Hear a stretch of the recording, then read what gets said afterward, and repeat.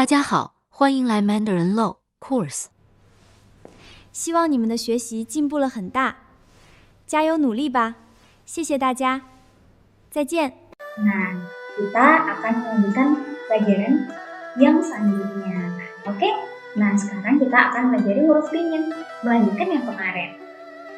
Oke, sudah siap dong teman-teman? Siap ya? Kalau gitu kita akan mulai.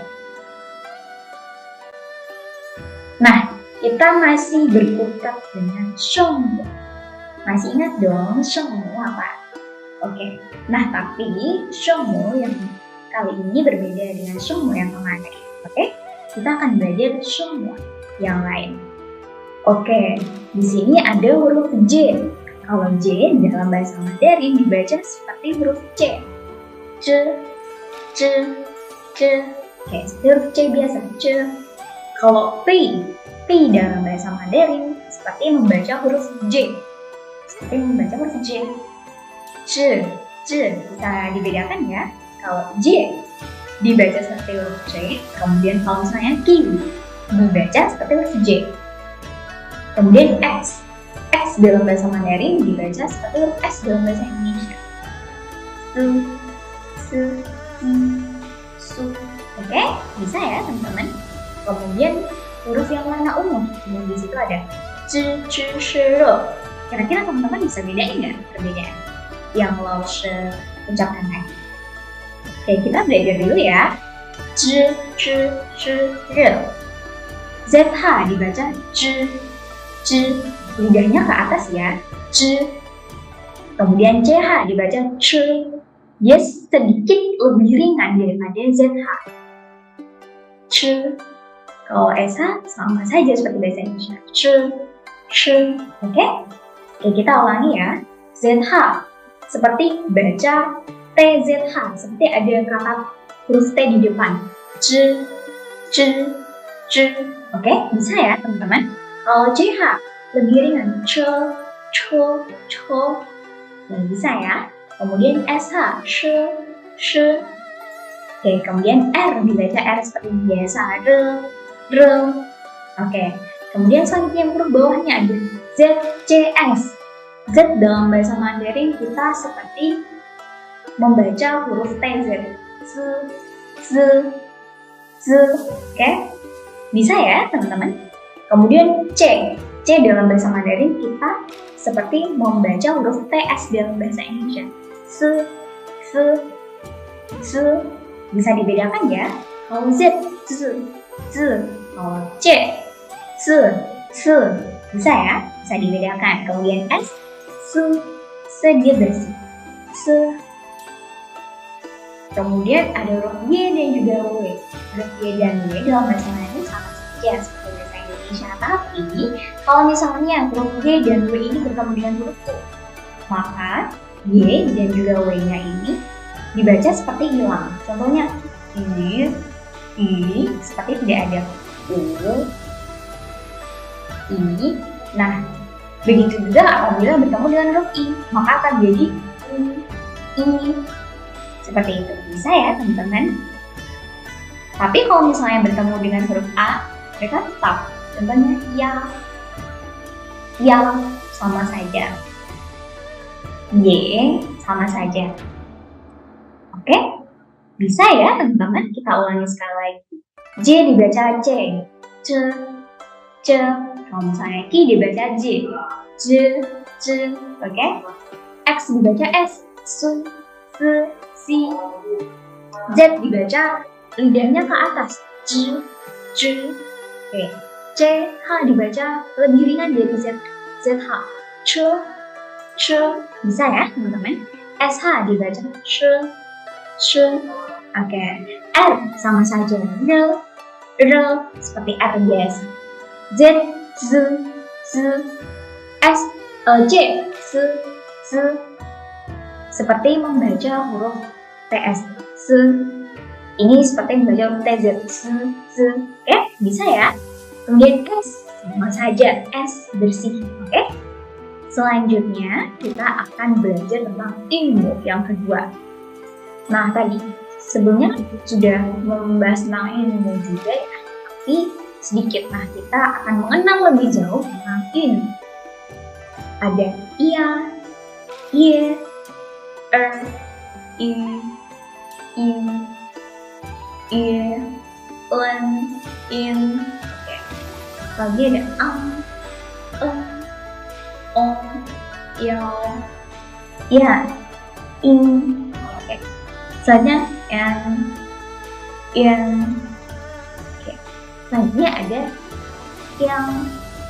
yang tergantung nanti huruf pasangan apa yang akan dipasangkan dengan huruf ini. Kemudian yang contohnya ada siong, uang, contohnya ada fang, ada uang.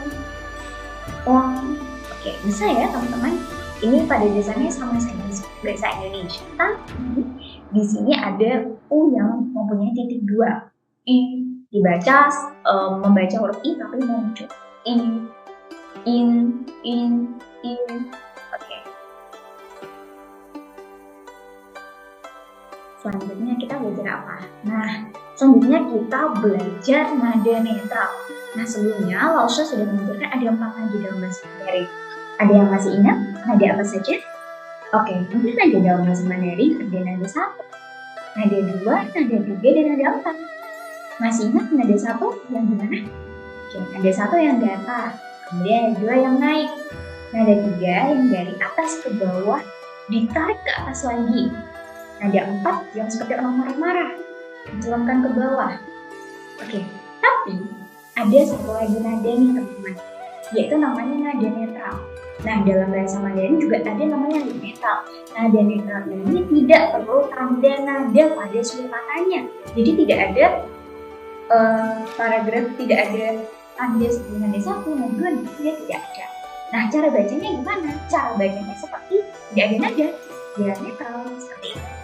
Bisa dipahami ya teman-teman? Contohnya ada 5, ada 6, ini kan netral ya, tidak perlu dibaca ada nadanya. Nah, kemudian kita juga harus belajar bahwa dalam bahasa Mandarin, kata-kata tertentu ini mengalami perubahan nada. Nah, contoh yang pertama ada perubahan nada pada nada i. I tahu nggak artinya apa? I kita sebelumnya sudah belajar angka ya. I artinya 1. Nah, nada pada nada ini tidak berubah apabila pertama ini dilafalkan tunggal. Contohnya i, kita ngomong angka 1 i, maka i tetap menjadi nada 1. Kemudian apabila i terletak di akhir kalimat, maka i itu tidak berubah nada. Yang ketiga, apabila i ini berarti angka. Posheti i itu adalah yang pertama, berarti i sebagai angka dia tidak berubah nadanya, tetap menjadi nada 1. Bisa dipahami ya teman-teman? Selanjutnya, nah ketika apa sih i ini berubah? Nah, i ini berubah nadanya apabila ketika kata tersebut terletak di depan suku kata bernada 4, teman-teman. Nah, maka i-nya akan berubah menjadi nada berapa? Nada 2. Contohnya ada kata ike. Nah, aslinya i itu nada 1, kemudian ke nada 4. Kalau misalnya seperti itu, maka bacanya ike, bukan ike, tapi ike. Oke, sampai di sini bisa dipahami ya. Oke, nah selanjutnya perubahan nada dalam bahasa Mandarin juga terdapat perbedaan nada pada huruf i juga. Nah, ketika kata i tersebut terletak di depan suku kata bernada selain 4. Nah, kira-kira nada selain 4 tadi apa biasanya? Ada nada 1, 2, dan juga nada 3. Nah, kalau misalnya i bertemu dengan nada 1, 2, dan 3, maka i berubah menjadi nada 4, teman-teman. Oke, diulangi ya. Kalau misalnya i bertemu dengan nada 4, oke, bertemu dengan nada 4, maka i tersebut akan berubah menjadi nada berapa? Nada, ada yang masih ingat? akan berubah menjadi nada 2. Kalau misalnya I bertemu dengan nada selain 4, yaitu nada 1, nada 2, dan nada 3, maka I akan berubah menjadi nada 4. Oke, sampai sini bisa dipahami ya? Bisa dimengerti? Oke teman-teman, untuk pertemuan kali ini sampai sini dulu ya. Sampai jumpa di video pembelajaran selanjutnya. 谢谢大家，再见。